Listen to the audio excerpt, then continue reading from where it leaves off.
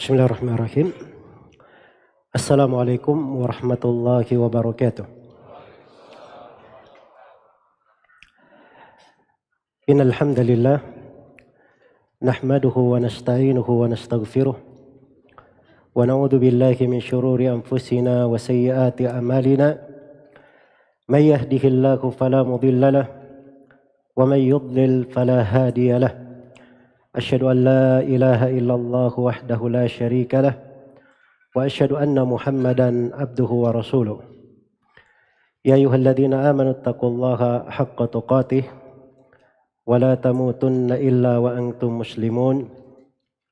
Ya ayyuhan nasu taqu rabbakumul ladzi khalaqakum min nafsin wahidah wa khalaqa minha zawjaha wa batha minhuma rijalan katsiran wa nisaa'a. واتقوا الله الذي تساءلون به والأرحام إن الله كان عليكم رقيبا يا أيها الذين آمنوا اتقوا الله وقولوا قولا سديدا يصلح لكم أعمالكم ويغفر لكم ذنوبكم ومن يطع الله ورسوله فقد فاز فوزا عظيما أما بعد فإن أصدق الحديث كتاب الله وخير الهدي هدي محمد صلى الله عليه وسلم وشر الأمور محدثاتها فإن كل محدثة بدعة وكل بدعة ضلالة وكل ضلالة في النار. Ma'asyiral ikhwa wal akhwat, kaum muslimin dan muslimat rahimani wa rahimakumullah.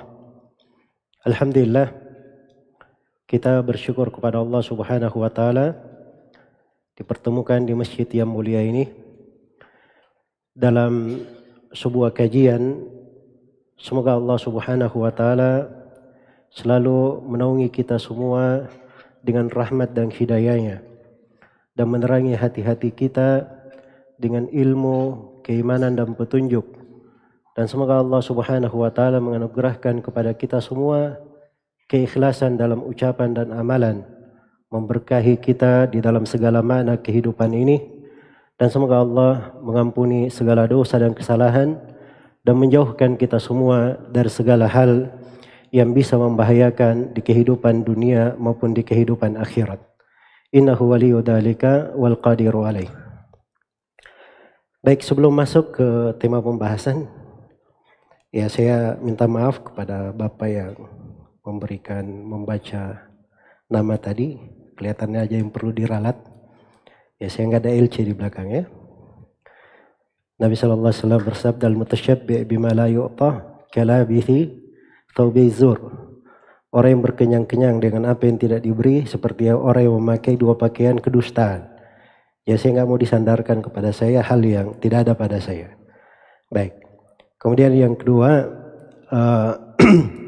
semoga Allah Subhanahu wa taala memudahkan kita di majelis ini untuk mengkaji sebuah pembahasan penting dari pembahasan yang mungkin di hari-hari ini sangat patut untuk kita renungi.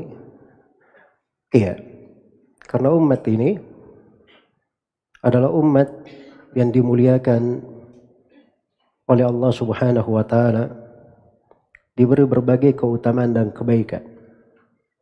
Hanya saja kadang di sekitar mereka ada orang-orang yang ingin memasukkan bahaya-bahaya. Di tengah mereka kadang menyusup sebagian manusia yang ingin melemahkan dari umat ini, memecah belah, dan kadang menimbulkan berbagai kerugian di tengah umat. Karena itulah di dalam prinsip pokok agama ini, sebagaimana yang tertera di sebuah surah yang kita baca setiap kali kita sholat, kita dengarkan dari imam di sholat jahriyah, kita bermohon kepada Allah Subhanahu wa taala, ihdinas sirata al-mustaqim. Ya Allah, berilah kami hidayah ke jalan yang lurus. Ya, itu prinsip pokok Islam, mengantar kepada satu jalan saja, menyatukan hati-hati di atas satu jalan.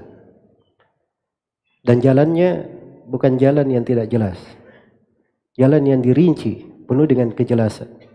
siratal ladzina an'amta alaihim, jalan orang-orang yang kau beri nikmat terhadap mereka. Orang-orang yang diberi nikmat ini diterangkan di ayat yang lain. Ulaikal ladzina an'ama Allahu alaihim minan nabiyyina was-siddiqin wasyuhada'i was-salihin wa hasuna ulaika rafiqa. Mereka lah orang-orang yang Allah beri nikmat kepada mereka dari para nabi, para siddiq, para syuhada, dan orang-orang yang salih. Dan mereka adalah sebaik-baik pendamping, sebaik-baik kawan. Iya. Dan Nabi SAW juga telah merinci akan jalan tersebut. Sebagaimana di dalam Al-Quranul Karim telah dirinci bagaimana lurusnya jalan. Kemudian selain daripada mengajak kepada satu jalan, bersatu di atasnya, menyatukan hati padanya, kita juga diingatkan akan bahaya keluar dari jalan. Bahaya berpecah dan bercerai-berai dari jalan itu. Nah itu di kelanjutan surah Ghairil maghdubi alaihim waladdallin diingatkan, harus terperinci peringatan, bukan tidak disebut. Disebut di dalam Al-Quran, kita baca. Karena itu dasar dalam Islam. Harus diketahui ada prinsip persatuan dan harus diwaspadai. Ada hal yang bisa memecahkan. Ada al-wala dan ada al-bara. Ada loyalitas dan ada memusuhi siapa yang dimusuhi oleh Allah dan Rasulnya. Iya. Dan itulah petunjuk di dalam agama. Ghairil maghdubi alaihim waladdallin. Bukan jalan orang-orang yang dimurkai atas mereka, dan bukan pula jalan orang-orang yang disesatkan. Bukan jalan orang-orang yang disesatkan. Iya, apabila ini dipahami oleh umat Islam dengan baik, maka itu artinya dia paham agamanya. Dia paham agamanya. Karena itu kata Al-Imam Ibnu Aqil Abul Wafa Al-Hambali rahimahullahu ta'ala, ketika beliau menjelaskan bagaimana mengetahui umat ini di atas kebaikan atau tidak. Iya. Kata Ibnu Aqil Al-Hambali, sebagaimana yang dinukil oleh Ibnu Muflih dalam Al-Adab Asy-Syar'iyyah, kata beliau, "Idza aradta an ta'lama mahallal islami min ahli zaman, fala tanzur ila zihamihim fi abwabil jawami'." Apabila engkau ingin melihat kedudukan Islam di penduduk masa kamu, ingin engkau lihat bagaimana Islam itu pada ahli zaman kamu, maka jangan kamu lihat keramaian mereka di pintu-pintu masjid. Mereka ramai di pintu masjid itu belum tentu ada kedudukan Islam yang kuat pada mereka. Wala dhajijihim fil mawaqifi bilabbaik. Dan bukan juga dengan melihat gaduhnya mereka, suaranya yang menggelegar di musim-musim haji dengan mengucapkan labbaik. Wa innama undur ila muwata'atihim a'da asy-syari'ah. Tapi lihat sejauh mana mereka mencocoki, sejauh mana mereka menghadapi musuh-musuh syariat, sejauh mana mereka menyikapi musuh-musuh syariat. Kata beliau, Asya ibn Rawandi wal Mu'arri alaihima la'ainullah. Kata beliau, telah hidup Ar-Rawandi, Al-Mu'arri. Al-Mu'arri ini Abul Ala Al-Mu'arri, dua orang itu di masa dahulu dari kalangan para penyair, keluar dari mereka kalimat-kalimat kekafiran. Kalimat-kalimat kekafiran. Dan di sini Ibnu Aqil sendiri berkata, semoga laknat-laknat Allah menimpa mereka berdua. Iya. Yunadhimun wa yunfirun, mereka membuat syair-syair, mengucapkan kalimat-kalimat kufran dengan kekafiran. Wa asyu sinin, mereka hidup bertahun-tahun. Wa udzibat kuburuhum, kuburan mereka diagungkan. Wasturiyat tasanifuhum, karya-karya tulis mereka dibeli. Kata beliau, hada yadullu ala burudatid din fil qalbi. Dan ini menunjukkan dinginnya agama di hati. Ya, kalau dari penduduk negeri itu mengingkari dari hal-hal yang besar yang membahayakan umat, itu baru bagus. Mereka kenal Islam dengan benar.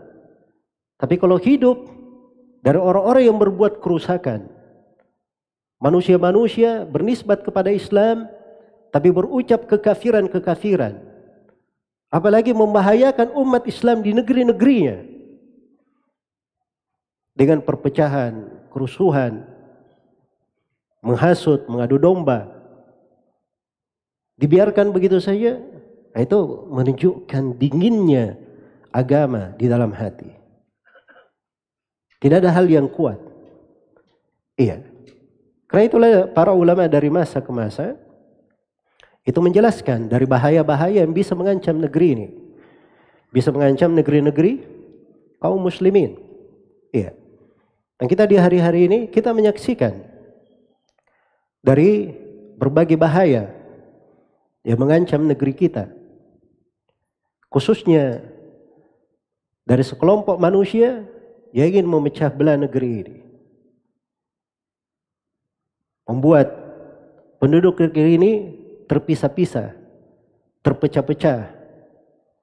Iya. Yang harus diketahui, itu ada makar-makar yang berasal dari luar. Dan ada makar-makar yang disusupkan dari dalam. Disusupkan dari dalam. Dan ini semuanya dari bahaya yang harus diperhatikan. Dan makar yang berasal dari dalam, itu lebih dahsyat untuk diingatkan daripada apa yang datang dari luar. Karena itu pelajaran pertama kalau baca surah Al-Baqarah, lihat surah Al-Baqarah ayat 1 sampai 5 menjelaskan sifat kaum mukminin. Ayat 2 sampai 7 sifat orang-orang kafir. 13 ayat setelahnya menjelaskan sifat kaum munafikin. Orang kafir cuma 2 ayat. Kaum munafikin berapa ayat? 13 ayat kaum munafikin. Diterangkan. Dirinci sifat-sifatnya.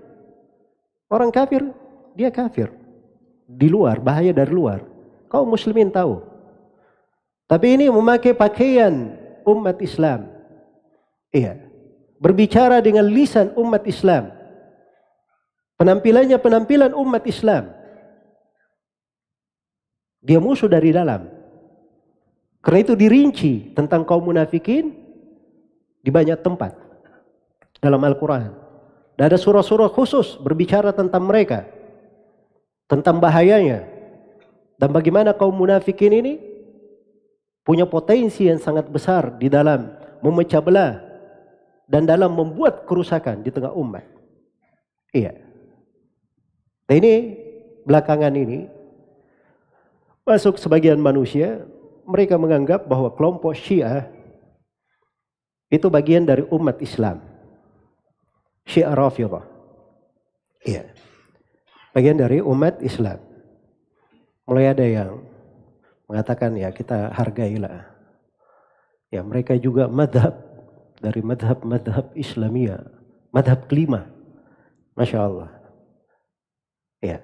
Kita di tengah umat ini dikenal ada madhab Hanafi, Maliki, Syafi'i, Hanbali. Ini katanya madhab apa? Madhab kelima. Iya. Itu mulai bergulir seruan itu. Asalnya dari Mesir seruan itu. Belakangan ini mendekatkan antara sunnah dan apa? Sunnah dan Syiah. Iya. Tapi ternyata banyak juga dari tokoh-tokohnya yang menyesal setelah itu. Karena ketika dia ingin cari titik-titik pendekatan antara sunnah dan Syiah, tidak diketemukan. Karena buku-buku Syiah semuanya bertentangan dengan makna bisa didekatkan. Bertentangan dengan makna apa? Bisa didekatkan. Karena itu kalau ada yang menulis buku Sunnah Syiah bergandengan tangan, mungkinkah? Nah ini kalau dia bukan orang Syiah, berarti ini orang betul-betul ingin menipu umat Islam. Iya. Apalagi dari referensi bukunya tidak ada dia sebutkan. Dia baca dari buku asli kaum Syiah. Dan tidak dia sebutkan buku aslinya kaum Sunni, ahli sunnah. Kalau ingin memperbandingkan orang yang adil, dia baca dari buku rujukan asli mereka. Yang merupakan tumbuhan riwayat mereka. Kan begitu. Ini tidak ada rujukannya ke situ. Ya. Maka ini semuanya dari bahaya-bahaya dimasukkan. Ketika ada yang mengatakan bahwa kaum Syiah ini, ya, itu sebagai salah satu madhab, ingin didekatkan kepada manusia, seakan-akan tidak berbahaya. Nah di sini justru itulah bahaya yang mengintai umat Islam. Bahaya mengintai umat Islam. Mungkin muncul pertanyaan, kenapa bisa dikatakan bahwa kaum Syiah ini mereka punya sejarah kelam di dalam memecah belah umat Islam? Ya saya akan bacakan sebagian dari sejarah mereka semenjak adanya hingga hari ini. Ya, saya akan tunjukkan di beberapa tempat bagaimana bahayanya di dalam memecah belah umat Islam dan menimbulkan pertumpahan darah serta pengkhianatan terhadap negara-negara kaum muslimin. Kita akan sebutkan. Tapi supaya rasa herannya hilang, saya jawab dulu pertanyaannya. Ya, kenapa mereka punya sejarah kelam seperti itu? Jawabannya kita lihat apa keyakinannya orang Syiah. Sehingga muncul dari mereka perbuatan-perbuatan seperti itu. Baik. Pertama saya akan terangkan sebagian dari keyakinan orang-orang Syiah. Iya. Yang dari keyakinan mereka ini kita akan berkata wajarlah mereka itu berbuat hal yang seperti itu. Ini keyakinan-keyakinannya berasal dari buku-buku mereka sendiri. Dari buku-buku mereka sendiri. Iya, ini bukan dongeng atau rekayasa. Tapi ini berasal dari buku-buku mereka sendiri. Keyakinan mereka yang pertama. Orang Syiah meyakini bahwa siapa yang tidak mengakui walaya Imam 12, maka hukumnya dia kafir, keluar dari agama. Iya. Siapa yang tidak mengakui keimaman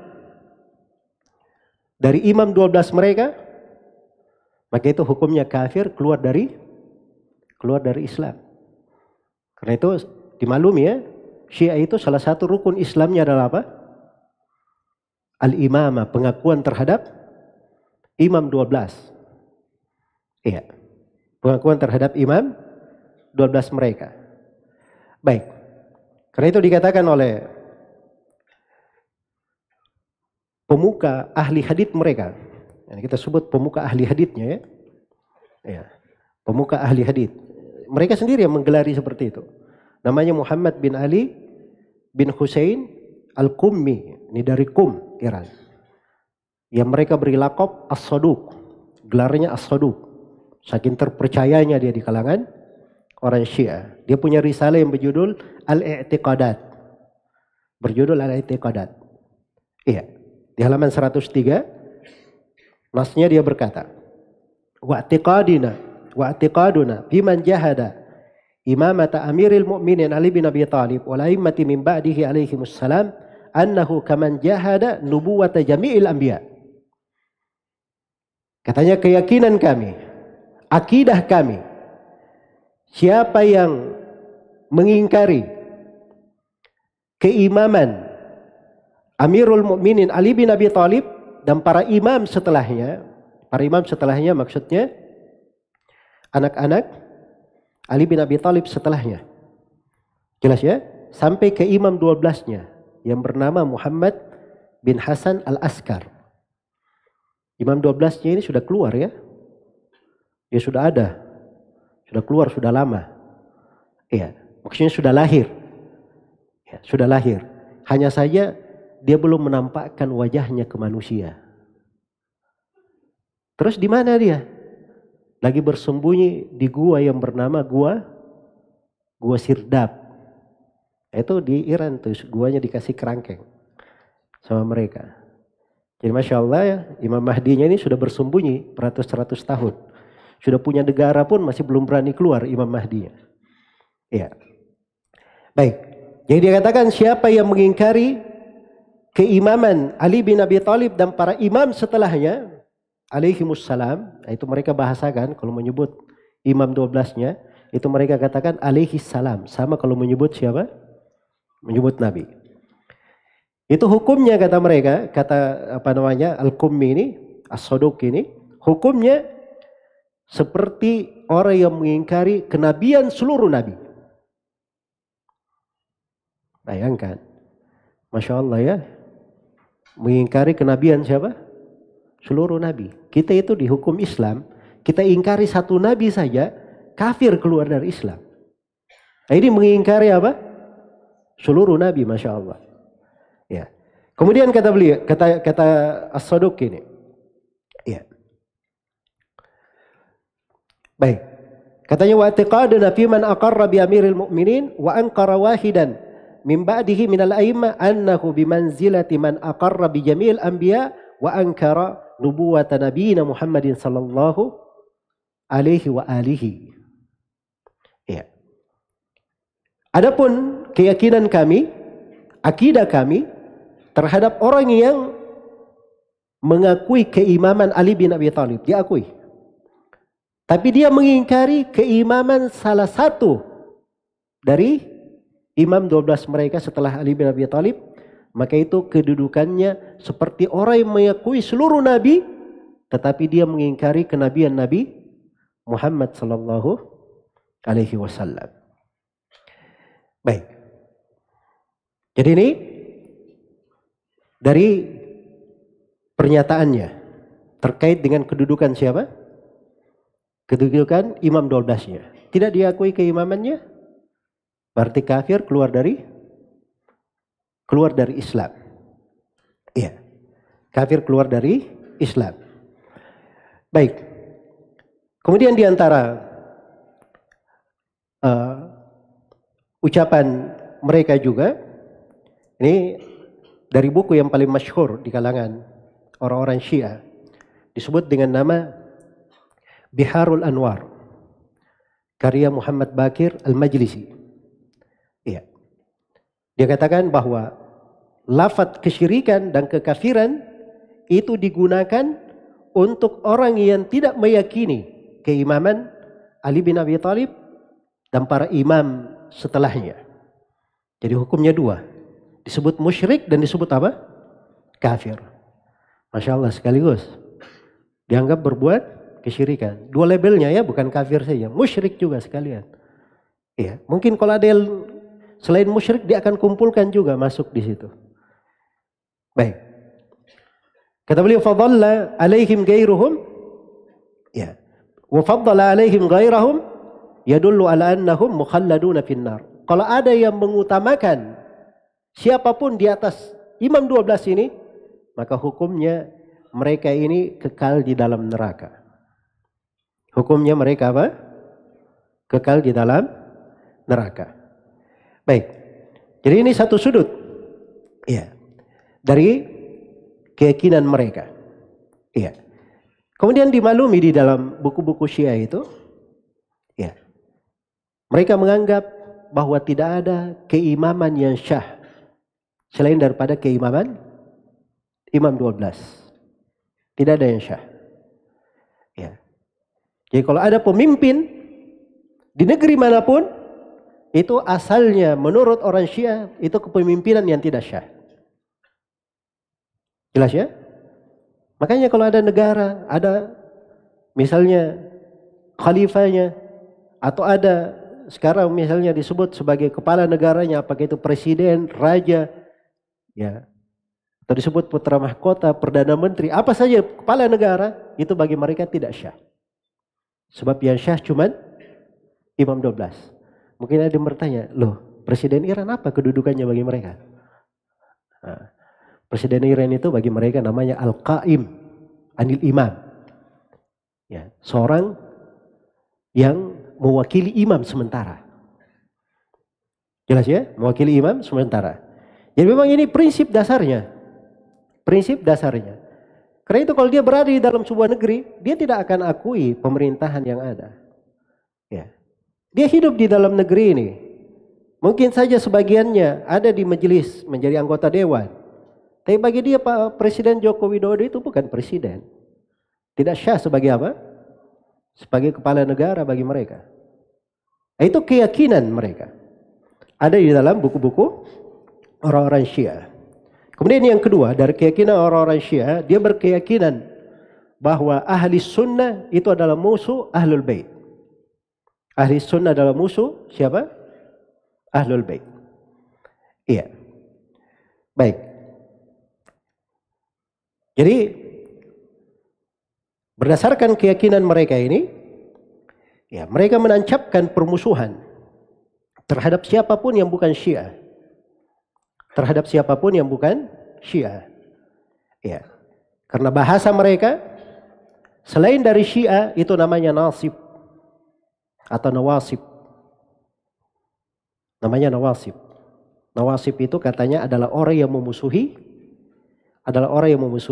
Ahlul Bait. Iya. Karena itu disebutkan oleh syekh mereka yang mereka sebut sebagai alimnya, ahli tahqiqnya, orang yang sangat teliti di tengah mereka. Ya, katanya namanya Husain bin Muhammad Al-Usfur Al-Bahrani. Dia punya kitab judulnya Al-Mahasin An-Nafsiyah. Iya. Dikatakan di situ bal akhbaruhum alaihimussalam tunadi bi anna an-nasib huwa ma yuqalu lahu indakum sunniyan. Ya. Wala kalama fil murad bin nasib hum ahlut tasannun. Jadi mereka katakan bahwa tidak ada silam pendapat di kalangan, di kabarnya, di semua riwayat dari Imam Ahlul Bait bahwa nasib itulah yang disebut sunni. Itu nawasib. Mereka yang disebut sebagai sunni. Dan ucapan Ahlul Bait seperti itu. Bahwa mereka adalah orang yang mengikuti sunnah. Ya.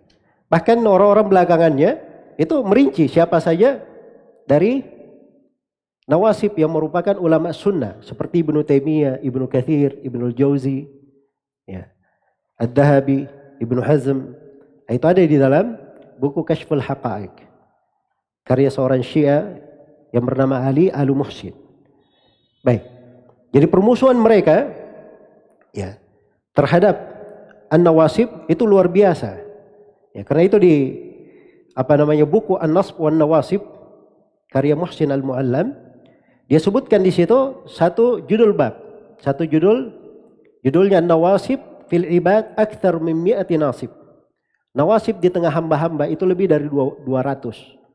Di antara mereka yang nawasib Umar ibn Khattab, Abu Bakar As-Siddiq, Utsman ibn Affan, Ummul Mukminin Aisyah radhiyallahu taala anha, Anas bin Malik, Hasan bin Thabit, Az-Zubair bin Awwam, Sa'id bin Musayyab, Sa'ad bin Abi Waqqas, Talha bin Ubaidillah, Imam Al-Auza'i, Imam Malik, Abu Musa Al-Asy'ari, Urwa ibn Zubair, Imam Al-Dhahabi, Imam Al-Bukhari, Az-Zuhri, Al-Mughirah ibn Syu'bah, Abu Bakar Al-Bakillani, Asy-Syaikh Hamid Al-Faqih juga masuk di dalam nawasib. Ini belakangan ya. Iya. Jelas ya? Jadi semuanya dihitung sebagai apa? Nawasib bagi mereka. Nah, kalau sudah masuk ke dalam nawasib, itulah hukum-hukum berat. Ya. Di dalam buku-buku mereka terhadap an-nawasib, bahwa mereka adalah musuh dari Ahlul Bait. Kalau musuh dari Ahlul Bait bagaimana? Halal darahnya, halal hartanya, najis di tengah mereka, Baik. Karena itu kalau kita baca, ya ini kalau kita baca semua keterangan dari ucapan-ucapan mereka panjang ya. Ya. Tapi di antara ucapan mereka ya yang diterangkan oleh ahli haditsnya Muhammad bin Ali Ibn Babawai Al-Qummi itu tadi yang diberi gelar As-Saduq, di dalam bukunya yang lain yang berjudul Ilalus Syara'i', ya, dia meriwayatkan riwayat dari Abu Abdullah, salah seorang imam Ahlul Bait. Ditanya, bagaimana pendapatmu tentang hukum membunuh nasib? hukum membunuhnya. Kata beliau halalud dam, halal darahnya. Halal darahnya. Tapi katanya, akan tapi saya berhati-hati saya memperingatkan kamu. Ya, berwaspada. Kalau kamu mampu, misalnya ada nasib, terus ada tembok, kamu dorong tembok itu, menimpa dia sampai dia mati. Atau ada nasib ahli sunnah, kamu tenggelamkan dia, ya, ke dalam air, tapi dengan catatan tidak ada yang melihatmu, maka silahkan kamu lakukan. Ya, silahkan kamu lakukan. Jadi memang gayanya mereka seperti itu. Jadi kalau mau cari yang terang-terangan, itu Syiah seperti itu gayanya. Jelas ya? Itu sudah metode hidup mereka, gaya hidup. Ya. Jadi mau cari betul-betul Syiah menghadapi itu tidak ada. Karena salah satu akidah mereka juga akan kita terangkan, mereka mengatakan belum ada jihad sekarang, tidak boleh ada jihad. Jelas ya? Tidak boleh ada jihad. Jadi seperti itu. Baik. Terus ditanya lagi, bagaimana pendapatmu tentang mengambil hartanya? Itu darah tadi ya, membunuh. Sekarang mengambil hartanya bagaimana? Ya begitu juga, kalau kamu mampu ambil hartanya. Kalau kamu mampu ambil hartanya. Dan ini riwayat disebutkan juga oleh beberapa orang Syiah. Ar-Hurrul Amili dalam kitabnya Wasailus Syiah, atau yang terkenal di belakangan yang disebut dengan nama Ni'matullahi Al-Jazairi dalam kitabnya Al-Anwar Al-Nu'maniyah, itu dia sebutkan juga tentang bolehnya membunuh nawasib ahli sunnah dan halal akan darah-darah mereka. Iya, halal akan darah-darah mereka. Baik. Dan ada riwayat mereka juga, ya, disebutkan di dalam kitab Ahkamus Syiah karya Al-Hairi Al-Ihqaqi. Dia katakan bahwa najis itu ada 12 jenis. Jadi najis ada berapa di kalangan orang Syiah? Ada 12. Ya. Dia sebut orang-orang kafir. Itu najis. Dan dia sebut juga orang-orang nawasib. Itu najis. Dan ini dari kejahilan orang Syiah ya. Karena kafir itu, kalau orang kafir itu bukan najis badannya. Tapi najis apa? Najis keyakinannya, najis ma'nawi. Baik. Dan di antara riwayat-riwayat mereka juga, mereka selain daripada menghalalkan darahnya, menghalalkan hartanya, juga menghalalkan untuk menawan anak-anak dan istrinya. Ya. Ini pikiran mereka. Jadi semua yang bukan Syiah itu sikapnya. Itu sikapnya. Karena itu kalau mereka membunuh, menumpahkan darah, ya memang itu di dalam buku-bukunya. Ajarannya memang seperti itu. Ajarannya memang seperti itu. Baik.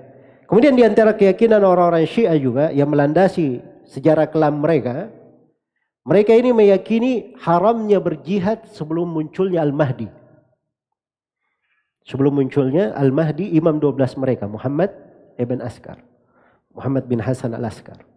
Jadi sebelum dia muncul, sebelum dia keluar, masih haram berjihad. Tidak boleh ada jihad. Jelas ya? Karena itu akan datang. Nanti bagaimana orang-orang Syiah ini, itu yang menjadi sebab masuknya Tatar ke Baghdad. Ya. Kaum muslimin ingin memerangi orang-orang kafir, orang Syiah tidak mau mendukung. Bagi mereka belum ada apa? Belum ada jihad. Iya.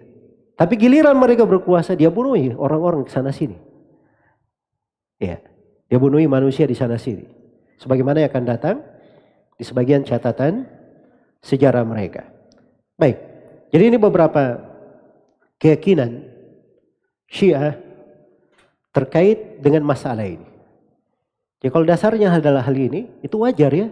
Kenapa mereka ada sejarah kelam di dalam menumpahkan darah, memecah belah kaum muslimin, menggulingkan pemerintah kaum muslimin, melakukan pengkhianat kepada pemerintahan. Itu ada di dalam sejarah mereka, sebabnya karena memang keyakinannya menuntun mereka ke sana. Keyakinannya menuntun mereka ke sana. Belum lagi dari keyakinan-keyakinan yang lain yang memang mengajarkan untuk benci. kepada ahli sunnah. Kita ini dituduh menyembunyikan Al-Quran. Al-Quran yang kita baca itu tidak seperti Al-Quran yang asli katanya. Mereka ada belasan riwayat ya tentang Al-Quran. Ada belasan riwayat. Salah satu riwayat Syiah dari buku mereka yang paling populer, ya, yang dikatakan dengan nama Usulul Kafi. Usulul Kafi ini kalau kita umat Islam itu namanya Sahih Al-Bukhari. Tahu Sahih Al-Bukhari ya? Nah ini bagi mereka buku hadits yang paling topnya namanya Usulul Kafi. Di Usulul Kafi disebutkan Quran yang kita pegang itu katanya sepertiga dari mushaf Fatimah milik mereka. Sepertiga. Berarti Qurannya mereka berapa juz kalau begitu? Hah? 90 juz ya kira-kira. Ya, dan lebih uniknya lagi, katanya tidak ada satu huruf pun di mushaf Fatimah itu berada di mushaf kita. Iya. Jelas ya? Dan ini ada dari buku-buku Syiah. Jangan mengatakan rekayasa, oh itu tidak ada. Ya, itu ada di buku-buku mereka. Karena itu orang yang tidak kenal Syiah, memuji Syiah itu orang yang tidak baca buku-bukunya saya. Tidak membaca dari buku-buku mereka dan tidak mengerti bagaimana sejarah kaum Syiah ini. Baik. Kemudian di sini saya akan mulai menjelaskan ya beberapa hal dari perbuatan kaum Syiah. Mereka berkhianat atau membuat kekacauan di dalam menimbulkan perpecahan di tengah umat Islam. Iya. Di tengah umat Islam. Kita mulai yang pertama dari sejarah terbunuhnya Utsman ibn Affan radhiyallahu taala anhu. Iya. Ini banyak orang yang tidak bercerita tentang sejarah ini. Banyak yang tidak bercerita. Dipikirnya bahwa yang membunuh Utsman ibn Affan itu adalah orang-orang Khawarij. Ya, tidak ada hubungannya dengan Syiah. Nah, ini mereka tidak mengerti. Ya. Mereka tidak mengerti bagaimana kaum Syiah ini. Jadi harus dipahami bahwa terbunuhnya Utsman ibn Affan radhiyallahu taala anhu itu ada prosesnya, tidak begitu langsung datang. Tiba-tiba ada orang mengepung rumah Utsman ibn Affan 40 hari 40 malam. Nah seperti itu kejadiannya.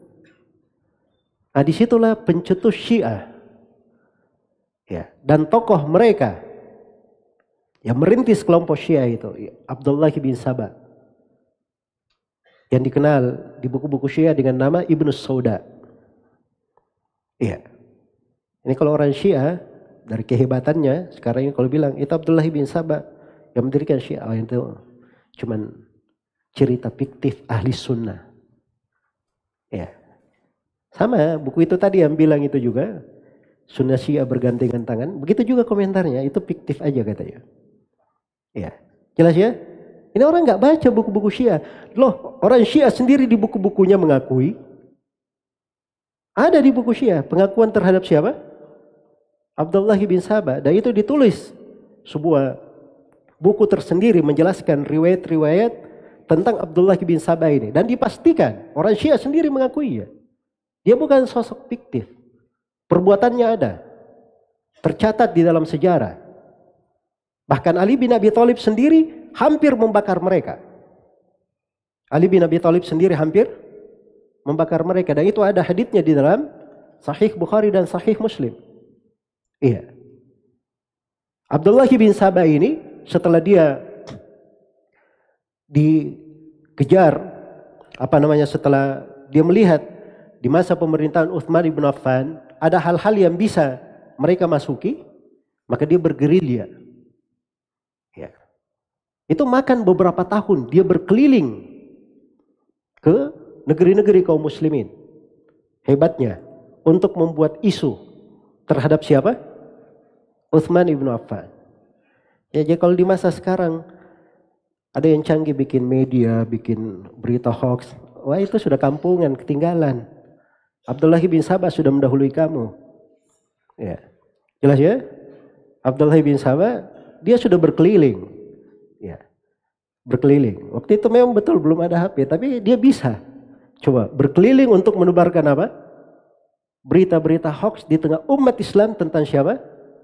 Utsman bin Affan. Ya. Dan itu menjadi lebih besar ketika Utsman ibn Affan radhiyallahu taala anhu mengganti gubernur Mesir yang waktu itu adalah Amr ibn al-As. Ya.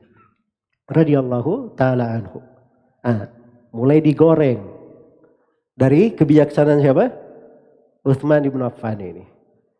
Ya. Akhirnya keluarlah dari orang-orang dari berbagai, kebanyakannya dari Mesir menuju ke kota Madinah. Ya. Dan mereka yang mengepung siapa? Rumah Utsman ibn Affan radhiyallahu taala anhu. Dan Utsman ibn Affan radhiyallahu taala anhu, beliau dapat hadis dari Nabi sallallahu alaihi wasallam. Iya. Beliau dapat hadis dari Nabi sallallahu alaihi wasallam.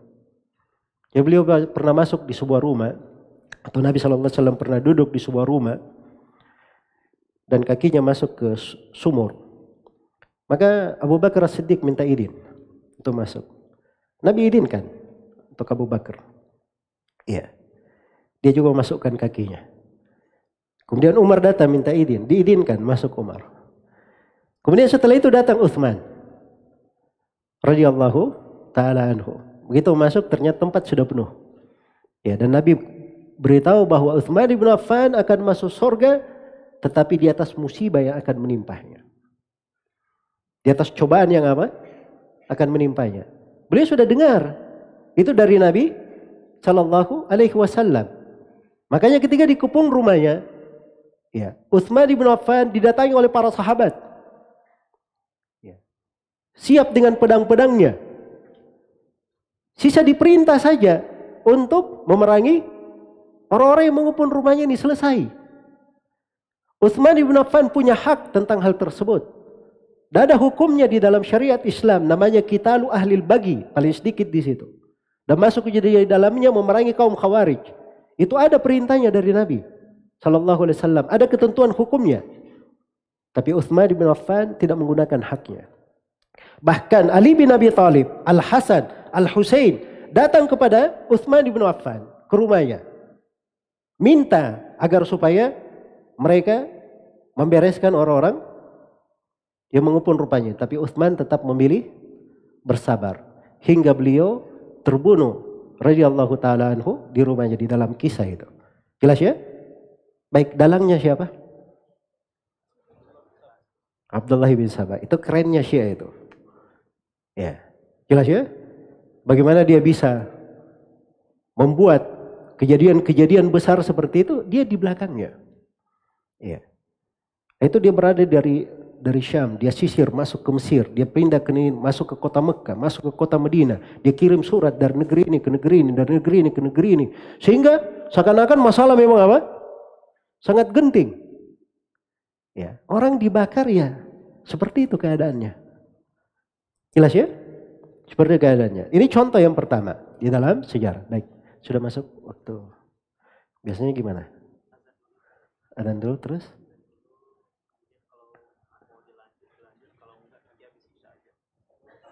Baik, adzan dulu, terus jeda antara adzan qomat saya lanjut sedikit, terus kita sholat ya. Baik.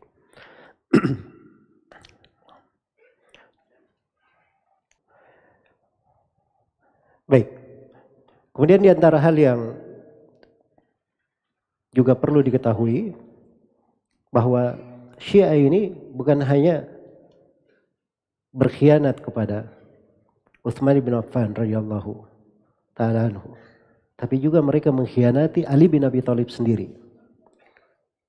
Mengkhianati putranya juga Al-Hasan ibn Ali. Dan mereka juga yang menjadi sebab terbunuhnya Al-Husain radhiyallahu taala anhu. Iya.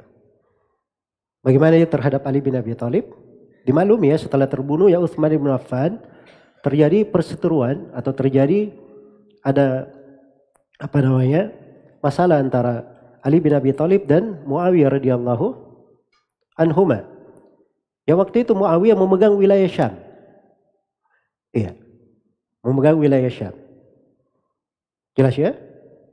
Memegang wilayah Syam. Karena memang sebelum Utsman bin Affan meninggal, Utsman menjadikan Muawiyah sebagai pemimpin Syam. Dan Muawiyah radhiyallahu taala anhu tidak keliru dalam hal itu. Ya, berijtihad. Karena dia memang wali, gubernur dipasang oleh siapa? Utsman bin Affan. Ketika Ali bin Abi Thalib dibaiat sebagai Amirul Mukminin, Muawiyah radhiyallahu taala anhu bukan mengingkari kepemimpinan Ali, tetapi dia ingin menunda baiat sampai darah Utsman ibnu Affan dituntut. Dicari orang-orang yang membunuhnya dan dikisah. Itu ijtihadnya siapa? Ijtihadnya Muawiyah radhiyallahu taala anhu. Ala kulli hal, ini perselisihan antara Ali dan Muawiyah itu perselisihan di tengah para sahabat. Mereka semua ahli ijtihad. Kalau benar dapat 2 pahala, kalau salah dapat 1 pahala. Kalau kita ikut-ikutan, kita dapat apa?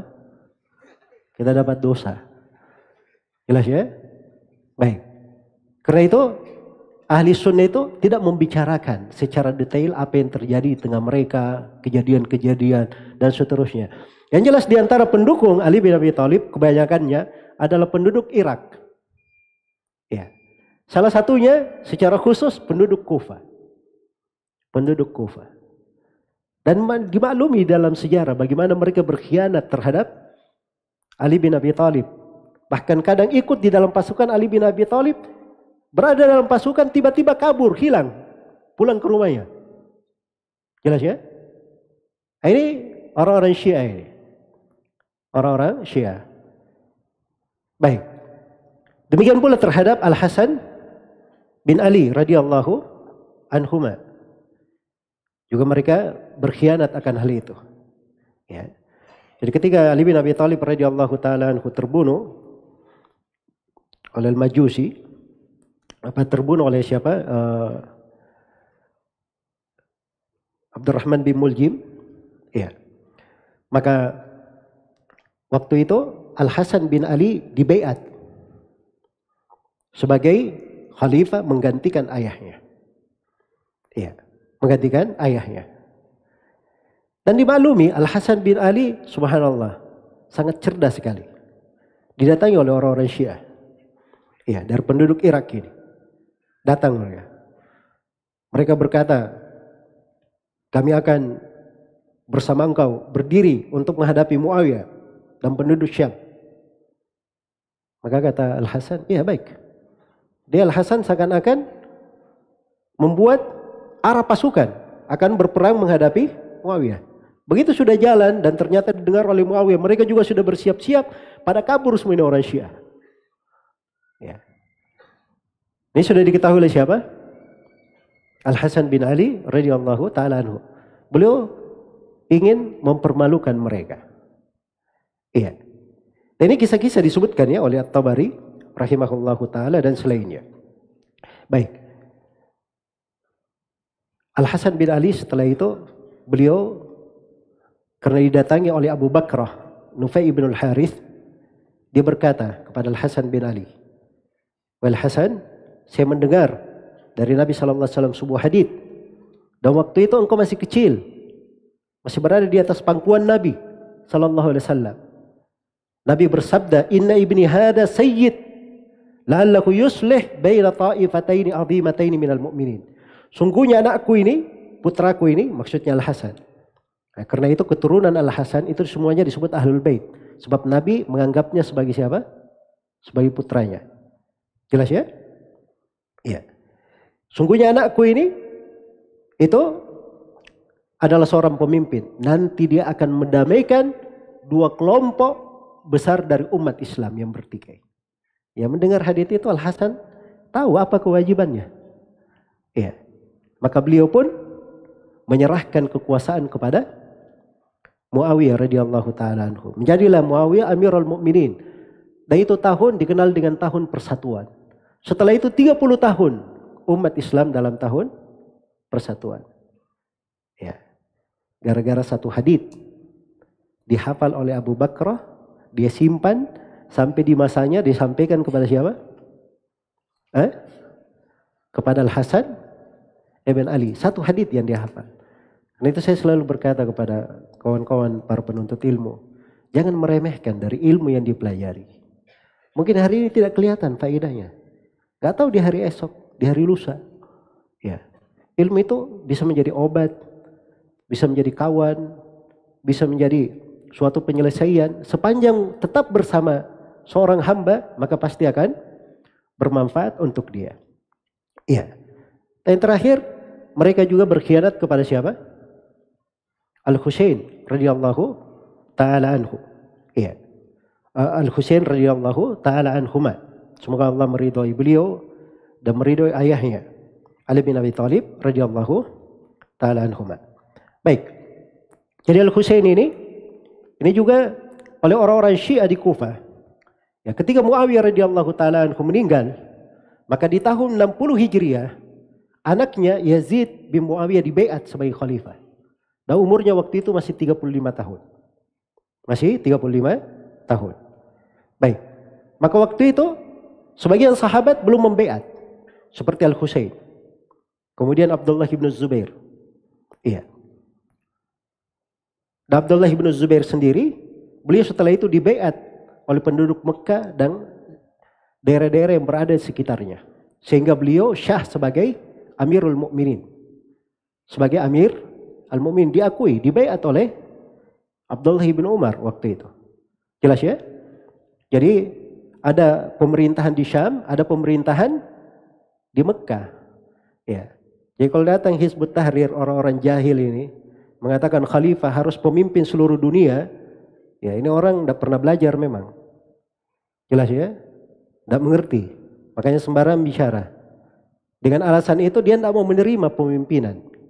Nah, ini mirip dengan orang-orang Syiah, cuman gaya bahasanya yang beda. Gaya bahasanya berbeda. Kalau Syiah Imam 12-nya saja yang harus diakui, selain dari mereka tidak syah. Kalau ini mereka menganggap pemimpinnya syah itu cuman khalifah yang memimpin dunia. Ya, kalau Indonesia ini tidak syah bagi mereka. Nah, itu kejahilan ya. Menyelisih Al-Quran, menyelisih hadits Rasulullah SAW dan menyelisih kesepakatan para ulama. Jadi Al-Husain waktu itu belum membaiat. Ya, dikerjai lagi oleh orang-orang Kufah. Dikirim surat Al-Husain. Oh, banyak sekali surat sampai kepada Al-Husain. Ratusan. Sampai Al-Husain, subhanallah. Ya, mereka berkata, datanglah ke sini. Kami akan membaiatmu. Ya, akan membaiatmu. Maka waktu itu Al-Husain radhiyallahu taala anhu mengirim keponakannya Muslim bin Aqil. Muslim bin Aqil. Ya, dia kirim ke sana untuk melihat. Setelah Muslim bin Aqil tiba di sana, ya, akhirnya mereka pun menyambut Muslim bin Aqil dengan sambutan yang hebat. Nah, dikirim berita kepada Al-Husain agar supaya datang, dan mereka juga sudah menyampaikan baiatnya. Nah, begitu Al-Husain menuju ke sana, sebelum berangkat beliau dinasihati oleh Ibnu Abbas, oleh Ibnu Umar dan selainnya dari para sahabat yang masih hidup agar tidak ke sana. Tapi itu ketentuan Allah Subhanahu wa taala kehendaki. Ya, beliau berjalan. Ya, sebelum tiba di sana, Yazid bin Muawiyah mengirim pasukan. Ya, mengirim pasukannya yang dipimpin oleh Ubaid bin Ziyad, gubernur Kufah, untuk menanggapi kejadian tersebut. Maka setelah itu dipastikan, ya, maka ditahanlah, ya, orang-orang yang terlibat di dalamnya, dan Muslim bin Aqil sendiri, rahimahullah, beliau terbunuh, dan penduduk Kufah ini semuanya hilang. Yang tadinya jumlahnya 4.000 itu semuanya pada kabur, tidak ada yang muncul. Jelas ya? Tidak ada yang muncul. Maka Al-Husain, ya, waktu itu berangkat, Al-Husain radhiyallahu taala anhu, beliau berangkat bersama rombongannya di hari Tarwiyah. Di hari Tarwiyah. Dan waktu itu ada sebagian anak-anak Muslim bin Aqil yang ikut. Tapi sudah di jalan Al-Husain mendengar kejadian itu, maka beliau ingin kembali. Ya, dan beliau juga sudah dapat pesan dari Muslim bin Aqil supaya kembali. Beliau ingin kembali sebenarnya. Tapi anak-anak Muslim bin Aqil yang ikut, yang memintanya untuk menuntut darah ayahnya di sana. Yang untuk mendorong darah ayahnya. Maka Al-Husain pun berjalan. Ya, tetap berjalan menuju ke Irak. Begitu tiba di Karbala, ya, beliau terbunuh di sana sebagai orang yang mati syahid bersama 17 orang dari Ahlul Bait. Bersama 17 orang dari Ahlul Bait. Ada anak-anaknya Al-Husain, ada anak-anak Al-Hasan, ada anak-anak Aqil dan anak-anak Abdullah bin Ja'far. Dan itu kejadian pada tanggal 10 Muharram. Ya. Orang Syiah sendiri bercerita di bukunya. Ini ceritanya orang Syiah. Baik. Di buku A'yan Asy-Syiah, kaum Syiah bercerita, 20.000 penduduk Irak membaiat Husain. Kemudian mereka berkhianat kepada beliau dan mereka keluar memerangi Al-Husain. Padahal baiat berada di leher-leher mereka. Kemudian membunuh Al-Husain. Siapa yang bercerita ini? Hah? Ini orang Syiah sendiri.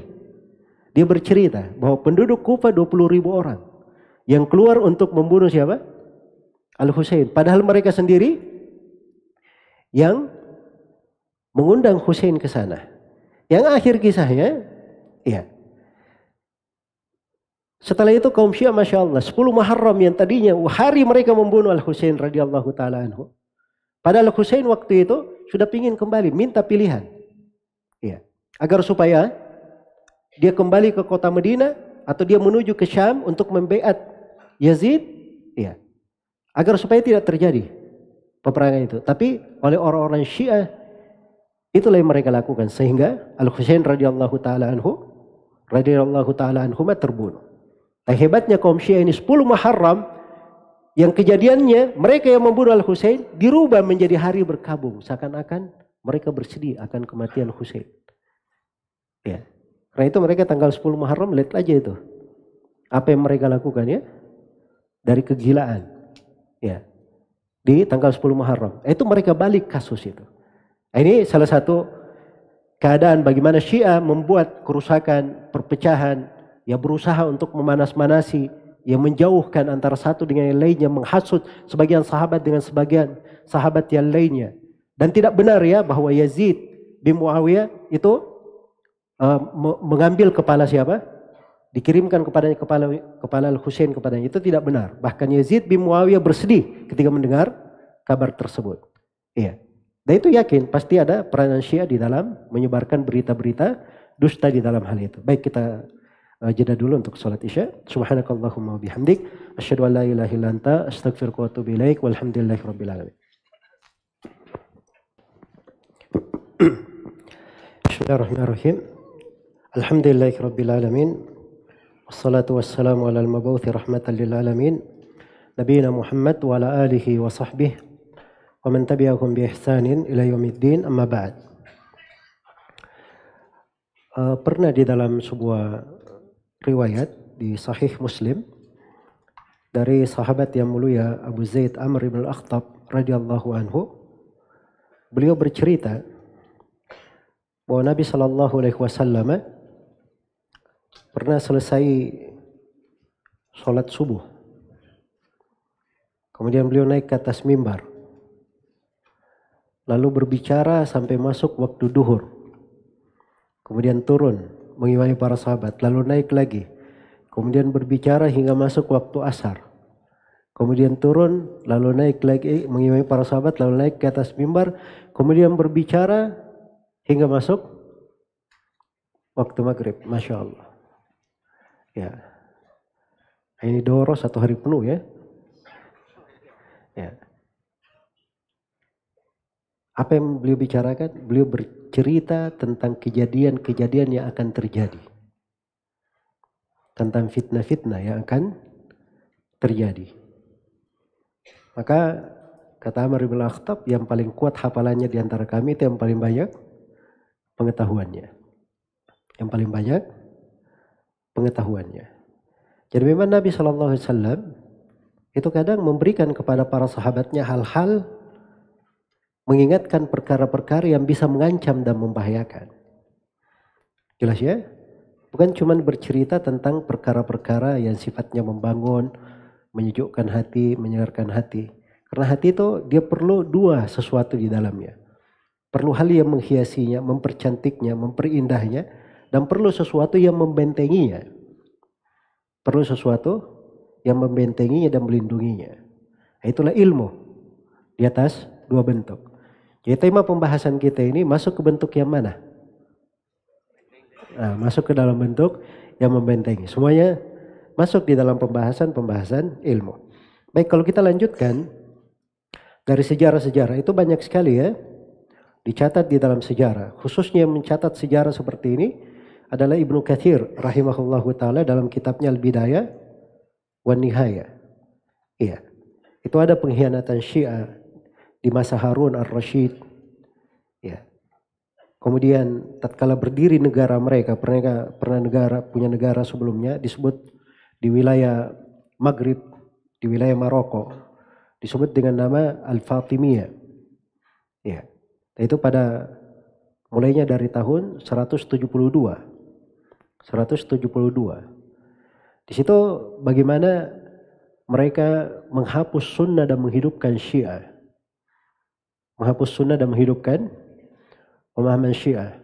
Dan berbagai kengerian yang mereka lakukan. Sampai datang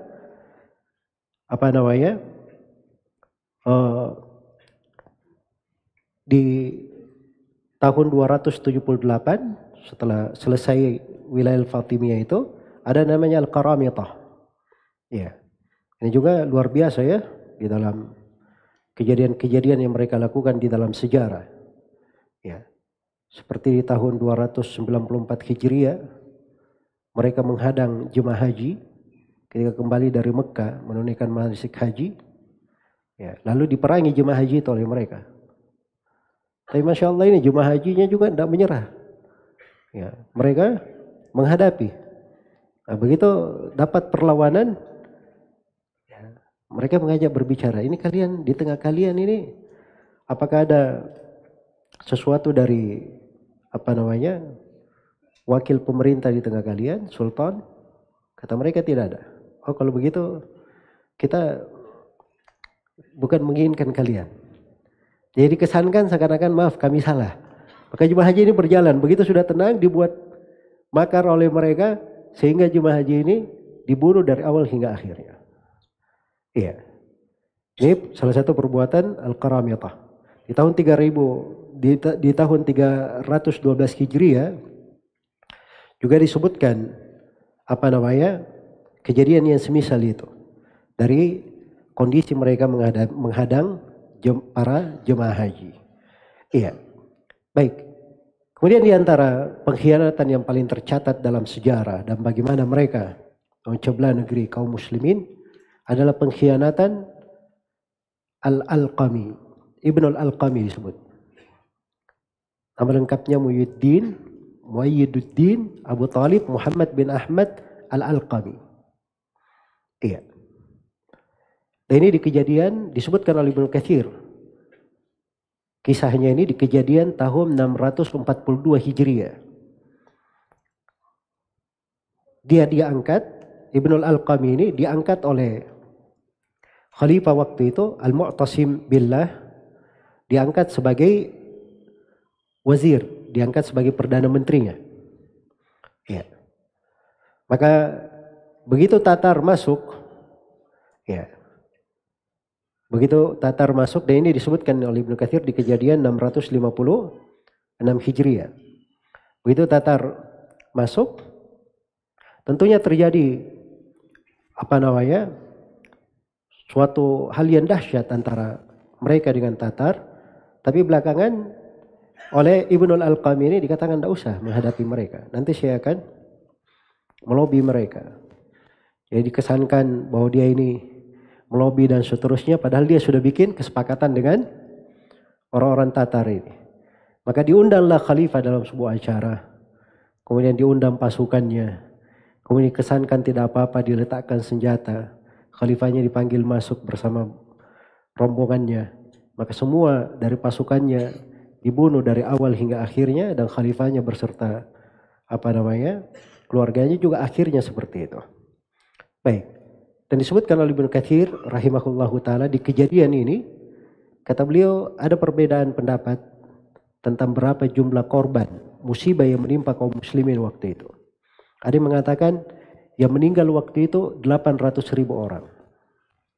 Dan ada yang mengatakan 1.800.000 orang. Dan ada yang mengatakan 2 juta orang yang meninggal. 2 juta orang. Karena itu tercatat sangat kelam sekali Ibnu Al-Alqami ini. Ya kalau ada namanya pengkhianat yang modelnya, oh nggak apa-apa, nanti saya Saya bisa lobby, saya juru damai, jadi ini, jadi ini. Tapi ujung-ujungnya dia sebenarnya ingin menghancurkan negerinya. Ya, menumpahkan darah di dalamnya. Dan memang setelah dia Tatar membunuh khalifah, dia diangkat sebagai apa? Sebagai pemimpin di wilayah itu oleh orang-orang Tatar. Demikian pula kaum Syiah berkhianat pada hal yang sama dengan masuknya Tatar di negeri Syam. Itu pada tahun 658 Hijriah. Juga disebutkan oleh Ibnu Katsir. Ya. Demikian pula masuk di Halab. Ya, Halab ini juga masih di wilayah Syam sekarang ya, masuk di wilayah Syam. Itu pada tahun 657 Hijriah. Baik. Dan ini dicatat dalam sejarah banyak sekali kejadian-kejadian. Sampai kejadian-kejadian yang terjadi belakangan ini. Apa yang mereka buat di Kuwait, ya, apa yang mereka lakukan di Bahrain, bahkan di Saudi Arabia sendiri. Bagaimana perbuatan kaum Syiah ya, untuk membuat perpecahan-perpecahan di beberapa wilayah Saudi Arabia sendiri. Ya. Dan jangan lupakan bagaimana Yaman hingga hari ini itu semuanya perbuatan dan pengkhianatannya orang-orang Syiah yang menjual negerinya kepada Iran dan yang semisal dengannya. Ya. Dan juga seorang itu bertanya, ini Al-Qaeda. Orang itu taunya Al-Qaeda dulu di mana dia bermainnya? Di Afghanistan, kan begitu? Kok tiba-tiba Al-Qaeda ada di Suriah? Tiba-tiba ada di Suriah, kemudian bikin kelompok tersendiri dengan nama ISIS. Kan begitu? Ini nyeberangnya dari mana? Masa loncat? Dari Afghanistan tiba-tiba lompat semua, tiba-tiba ada di mana? Tiba-tiba ada di Suriah. Itu lihat saja di petanya, itu melalui wilayah Iran. Tidak ada tempat lain untuk lewat. Jelas ya? Jadi tentang keterlibatan mereka di berbagai negara untuk membuat perpecahan dan kekacauan di tengah umat Islam itu sudah terjadi dari masa ke masa hingga hari ini. Ya, termasuk di negeri kita ini. Termasuk di negeri kita ini. Mungkin ada yang pernah dengar kejadian sebagian wilayah di Sampang sana yang disergap oleh sebagian kaum muslimin. Ya mereka keliru ya. Sebab menyergap orang Syiah seperti itu bukan tugas mereka. Itu tugas negara. Jadi kalau ada apa-apa lapor ke negara. Jangan main hakim sendiri. Kita tidak ada istilah main hakim sendiri dalam syariat. Jelas ya? Jelas itu perbuatan keliru. Tapi ketika kejadian itu akan terjadi. Salah seorang kawan saya percaya. Ya, dia memberikan informasi bahwa itu kejadian. Ada seorang wartawan luar negeri yang memberi informasi kepada wartawan-wartawan yang lain. Bahkan besok akan terjadi kejadian di sana. Kalian pergi meliput. Jadi Masya Allah belum terjadi sudah menunjuk untuk meliput di sana. Ya. Dan memang setelah kejadian itu, wah mulailah semua kamera mengarah ke sana. Ya. Kelompok yang katanya didolimi dan seterusnya. Ditampilkanlah tokoh-tokoh Syiah. Mulai dia bicara di televisi. Sebenarnya keyakinan kami apa? Akhirnya dapat peluang untuk apa? Berbicara tentang keyakinan mereka dengan cara menipu. Berdusta. Ya. Dan di sela-sela perdebatan, ya kadang ya muncul ucapan-ucapan mencela para sahabat. Mencela para sahabat. Itu semua yang mereka inginkan. Bagaimana bisa tampil dan diketahui oleh manusia walaupun dia harus korbankan kawan-kawannya sendiri. Harus dia korbankan kawan-kawannya sendiri. Jadi hal-hal yang seperti ini harus dimengerti. Bahwa kadang kita ini sedang dibidik oleh orang-orang ingin berbuat kejelekan di negeri kita. Iya. Dan itu pemahaman-pemahaman mengarah ke sana. Mengarah ke sana. Karena itu kaum muslimin harus diingatkan akan bahaya pemikiran-pemikiran yang seperti ini. Islam ini itu datang mengajarkan penganutnya agar supaya menjadi seorang hamba kepada Allah Subhanahu wa taala. Dan mereka dicipta untuk itu. Wa ma khalaqatul jinna wal insa illa liya'budun. Tidaklah aku menciptakan jin dan manusia kecuali untuk beribadah kepadaku. Itu tujuan mereka dicipta, beribadah. Ya, karena itu umat Islam pikiran mereka yang paling banyak adalah bagaimana berbuat ketaatan. Beribadah kepada Allah dengan sebenar-benarnya agar supaya bisa selamat di sakaratul maut, bisa selamat di alam kubur, dia bisa selamat dari pertanyaan ketika menghadap kepada Allah, bisa masuk surga, dijauhkan dari api neraka. Itu umat Islam. Jelas ya? Karena itu orang yang benar keislamannya, dia tidak terlalu banyak keinginan pada hal-hal yang mengandung perpecahan. Iya. Gampang dibakar pada perkara-perkara yang mengandung kebencian. Karena itu Rasulullah SAW ketika memberi kaidahnya di atas hal ini. Ketika beliau kabarkan akan terjadi nanti, akan datang penguasa-penguasa yang zalim. Ya. Dan luar biasa ya dari kezalimannya. Diterangkan di dalam hadis riwayat Muslim, sayakunu ba'di a'immatun yastannuna bighairi sunnati wa yahtaduna bighairi hadi. Akan datang setelahku para pemimpin, mereka mengambil sunnah selain daripada sunnahku, mengambil petunjuk bukan dari petunjukku. Wa yaqumu fihim rijalun qulubuhum ka qulubis syayatin fi juthmani inth. Akan berdiri di tengah mereka sekelompok lelaki, hati-hatinya seperti hati syaitan di jasad-jasad manusia. Perhatikan penggambarannya ya. Luar biasa, mengerikannya. Hudzaifah bertanya, Rasulullah, kalau saya dapati yang seperti itu, apa yang saya lakukan? Kata beliau, tasma'u wa tuti'u wa in duriba dhuhruka wa ukhidha maluka isma' wa ati'. Kata beliau, kamu dengar dan taat kepada pemerintah. Walaupun dipukul punggungmu, diambil hartamu, dengar dan taat. Ya. Tidak diberi rincian oleh Nabi. Lihat dulu, barangkali ini pemerintah ini ya keliru. Ya, ada kebijaksanaannya yang harus kita tentang. Ya. Jelas ya? Nah, diberi rincian seperti itu oleh Nabi. Sebab itu bertentangan dengan makna penghambaan. Ya. Kalau dia ingin memperbaiki, bukan begitu caranya. Bukan dengan cara berbuat kerusakan, memecah belah. Datangi pemerintahnya. Nasihati secara langsung. Ya. Itu caranya. Kalau dia tidak bisa seperti itu, dia cari kepada orang yang bisa menyampaikannya. Dia tidak dapat, dia bersabar, berdoa kepada Allah. Ya. Tidak ada yang berkata, oh, masa kita sabar terus, sampai kapan mau sabar? Sabar itu ada batasnya. Ya, kalau sabar ada batasnya, bukan sabar lagi namanya. Ya sabar memang seperti itu, sabar. Jelas ya? Karena itu Bani Israel itu bersama Nabi Musa alaihissalam, itu tidak ada ceritanya suatu hari mereka demo-demo terhadap kebijaksanaan Fir'aun. Pernah dapat di ayat begitu? Hah? Nggak ada, yang ada disuruh bersabar mereka. Bahkan ketika Fir'aun dan bala tentaranya dibinasakan, Allah hanya menyebut satu amalan Bani Israel. Coba perhatikan itu ayat di surah Al-A'raf. Wa awrathna al-qawma alladhina kanu yustada'afuna masyariqal ardi wa magharibaha allati barakna fiha wa tammat kalimatu rabbikal husna ala Bani Israel bima sabaru. Dan kami wariskan bumi dari awal hingga akhirnya kepada kaum yang tadinya tertindas, yaitu Bani Israel. Dan telah sempurna kalimat Rabbmu yang maha tinggi, maha indah untuk Bani Israel. Disebabkan karena kesabaran mereka. Cuma sabarnya yang disebut. Cuma sabarnya yang disebutkan. Karena itu tidak usah mendengar. Masuk ke dalam rincian-rincian. Itu bukan urusan kita. Ujian dan cobaan, adanya kezaliman, adanya penindasan, itu ujian dan cobaan. Ujian dan cobaan itu tidak dipadamkan dengan menyirami bensin. Dengan melakukan aksi-aksi yang semisal dengannya.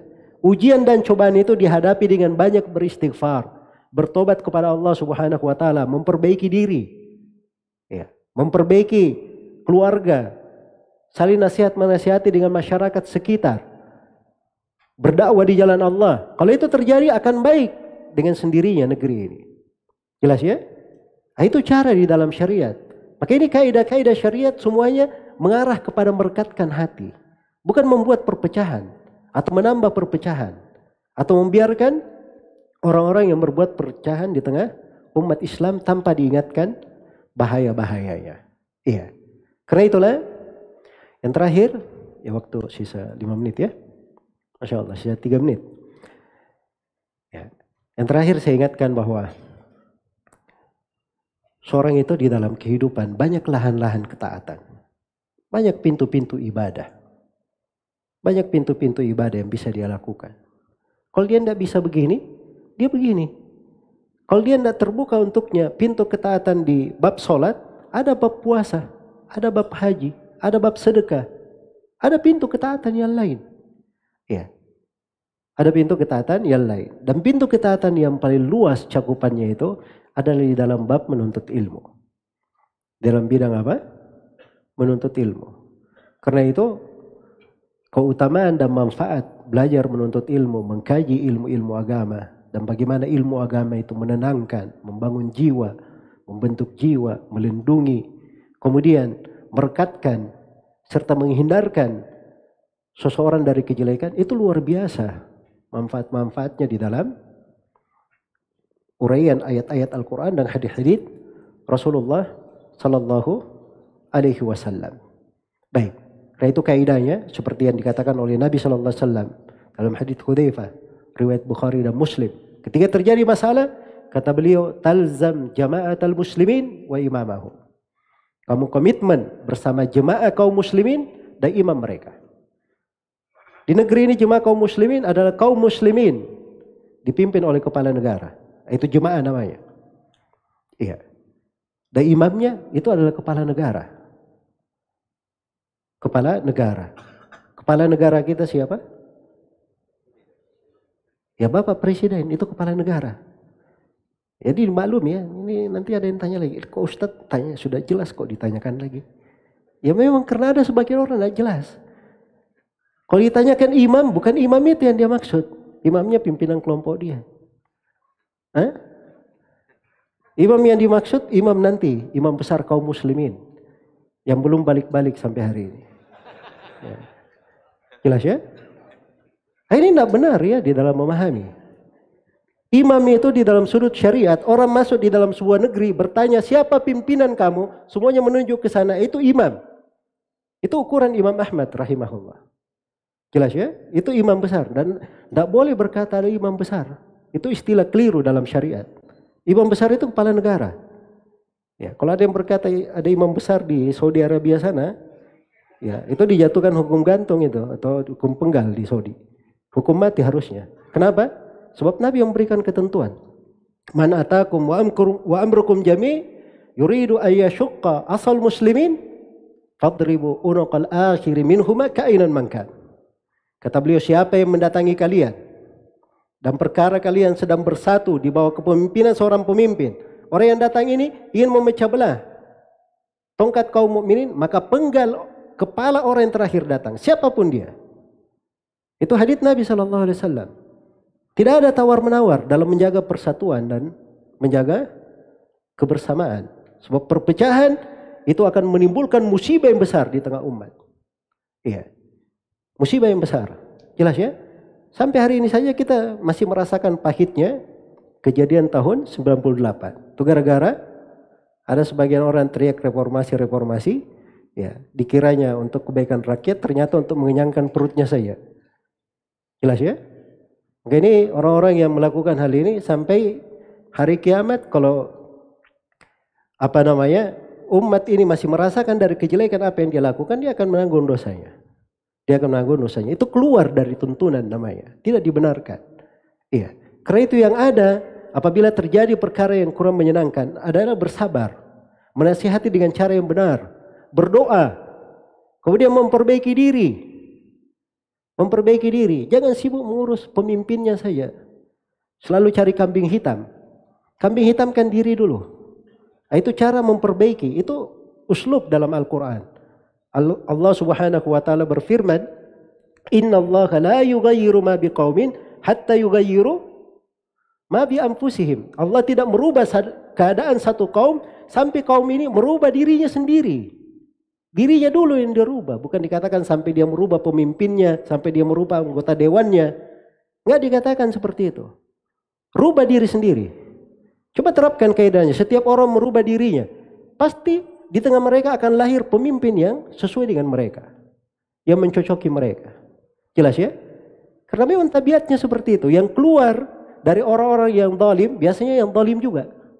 Keluar dari orang yang saleh, biasanya orang yang saleh juga. Ya, itu kaidah umum. Disebut dalam Al-Quran.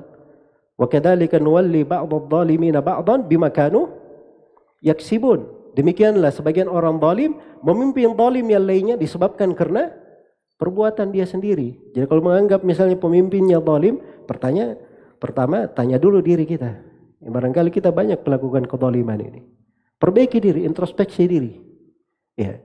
Karena itu ketika masa pemerintahan Hajjaj bin Yusuf, Masya Allah ini ya. Hajjaj bin Yusuf ini pemimpin zalim. Dan hidup di masa banyak ulama di masa itu. Ya, bayangkan ya, Al-Hasan Al-Basri, Said bin Jubair, Ibrahim An-Nakhai. Ini siapa tokoh-tokoh ulama ini yang masyhur di buku-buku hadits riwayat-riwayatnya. Ya. Ini pemerintah mereka di masa orang-orang saleh ini. Apa kata Al-Hasan Al-Basri? Hajjaj ini adalah adab, siksaan Allah Subhanahu wa taala, dari cobaan Allah. Padamkan dengan cara kalian beristighfar dan bertobat kepada Allah Subhanahu wa taala. Itu fikihnya mereka. Ketika datang manusia mengadukan bagaimana perbuatan Hajjaj bin Yusuf kepada Anas bin Malik berkata, "Isbiru hatta talqauni alal haud." Sabarlah kalian sampai kalian menjumpaiku di telaga. Demikian saya dengar dari Nabi kalian, Nabi Muhammad sallallahu alaihi wasallam. Apa yang terjadi? Mereka cuma sabar. Setelah itu, siapa yang memerintah menjadi khalifah? Umar bin Abdul Aziz. Iya. Itu buah dari kesabaran. Buah dari kesabaran. Jadi jangan dikira ahli sunnah itu tidak ada konsep. Ini ahli sunnah cara demo-demo tidak pernah muncul. Ya. Jelas ya? Urusan pemilu tidak ikut-ikut. Ya. Urusan pemilu tidak ikut-ikut. Ya, tapi kalau ada urusan yang ingin memecah belah negeri ini, ingin berpisah dari Indonesia, oh enggak. Itu bukan kita tidak ikut-ikut. Kalau pemerintah meminta kita untuk berjihad, ya, maka insya Allah kita akan mengulangi sejarah yang paling depan untuk hal tersebut. Itu sudah pernah kita lakukan di sebagian wilayah yang lain, dilakukan oleh kawan-kawan kita. Itu dengan izin pemerintah, harus dia tahu saya. Jadi itu caranya seperti itu kaidah di dalam syariat. Ya, kaidah di dalam syariat. Dan seperti itu memang cara mengobati, cara menjaga, bertindak sesuai dengan kaidah syariat, bukan dengan semangat, dengan apa? Dengan mengandalkan perasaan, tapi seorang berpijak di atas ketentuan syariat. Semoga Allah Subhanahu wa taala memberi taufik kepada semuanya, dan semoga Allah selalu menjaga kita di atas kebaikan, menghindarkan kita semua dari segala kejelekan, menjaga negeri kita ini dari segala hal yang bisa membahayakannya. Dan saya bermohon kepada Allah Subhanahu wa taala supaya memberi taufik kepada para pemerintah kita supaya dibimbing kepada jalan yang lurus dan selalu dikuatkan di atas kebenaran, diberi pendamping orang-orang yang baik yang bisa mengarahkannya kepada kebaikan. Dan kita bermohon kepada Allah, siapa yang menghendaki kejelekan untuk negeri ini, semoga Allah Subhanahu wa taala menjadikan kebinasaannya di belakang makar yang dia lakukan. Dan semoga Allah Subhanahu wa taala menunjukkan dari tanda-tanda kebesarannya di dalam kehancurannya, dalam kehancuran orang yang ingin memecah belah umat Islam. Dan semoga Allah Subhanahu wa taala selalu mengukuhkan kita di atas ketaatan, membukakan untuk kita pintu-pintu kebaikan, dan selalu membuat kita cinta untuk belajar Islam dan sunnah Rasulullah sallallahu alaihi wasallam lebih baik dan lebih mendalam lagi, sebagaimana Allah yang telah memuliakan kita bertemu di tempat yang baik dan mulia ini dalam suasana ketaatan. Saya bermohon kepadanya, semoga Allah Subhanahu wa taala selalu menguatkan kita di atas Islam dan sunnah di kehidupan dunia ini, di sakaratul maut, di alam kubur, dan tatkala kita semua kembali kepadanya. Dan saya bermohon kepada Allah yang mempertemukan kita di tempat ini, semoga kita semua dipertemukan kelak di kemudian hari di surganya yang penuh dengan kenikmatan. Innahu waliyyu dzalika wal qadiru alaih, wallahu taala alam. Dan saya mohon maaf atas segala macam kekurangan, dan saya berterima kasih kepada takmir masjid atas kesempatan yang telah diberikan. Semoga Allah memberikan dan melipat gandakan pahala sebesar-besarnya di dalam hal tersebut. Wallahu taala alam. Subhanakallahumma wa bihamdik asyhadu an la ilaha illa anta astaghfiruka wa atubu ilaik. Walhamdulillahirabbil alamin. Wassalamualaikum warahmatullahi wabarakatuh.